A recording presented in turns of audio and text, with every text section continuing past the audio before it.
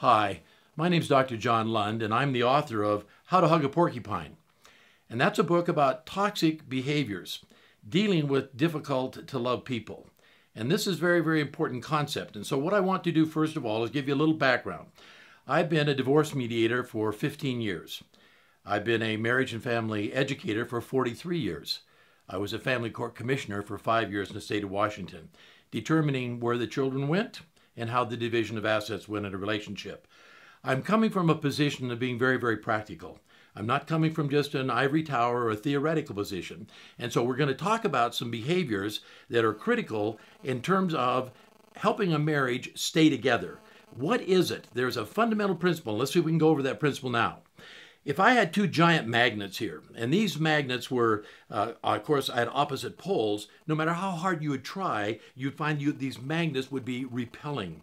And on the other hand, if we were to invert those magnets and push them, you find they draw together. And I used to have a couple of giant horseshoe magnets that it was nearly impossible to pull apart because they were so strong. The same is true of behaviors. There are behaviors that attract, and there are behaviors that repel. And we're going to be talking about a number of issues as we deal with toxic behaviors. So let me define a toxic behavior. A toxic behavior is any behavior that detracts from you or someone else becoming your highest and best self. That's what a toxic behavior is. Now, that may sound rather broad, and we'll see if we can't bring it into something more positive. But imagine, people don't have a hard time loving each other. Do you realize that? It's the inability to deal with the negative that is the greatest issue that we have to look at. And so when people adopt what I call toxic behaviors, then it prevents them from being able to share the love that they have. There was a wonderful book written by Dr. John Gottman at the University of Washington, and it was called How Relationships or Why Relationships Succeed or Fail. And the irony of that was that Dr. Gottman pointed out that unless you have 5 positives for every negative, the relationship will eventually fail.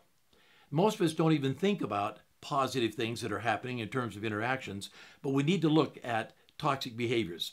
So let's look at just a toxic behavior, and later we're going to talk about a toxic personality. That's an individual that adopts toxic behaviors as a normal course of their communication and interaction. So for right now, let's talk about a toxic behavior as any behavior that, for example, does not allow you to become your highest and best self. So as we look at that, one of the first ones that I think may be the most obvious is going to be criticism. Now, criticism is very, very interesting. We have grown up in a hypercritical society. We'll have a lot to say about this as we go through the book at different times, but for right now, I just want to point out that it's a habit that most of us have that we're not even aware of. And I like to compare that to this. In China, they have different kinds of teas that they brew. And some of these recipes are literally thousands of years old. Well, some of the teas they've now found, as they've analyzed them, have in them arsenic. Just a tiny, tiny amount. Well, that amount may not kill you, but a cumulative amount of that will indeed lead to death. And that's toxic and that's poison. And the same is true in relationships. Most relationships can survive a certain amount of criticism. They can survive that.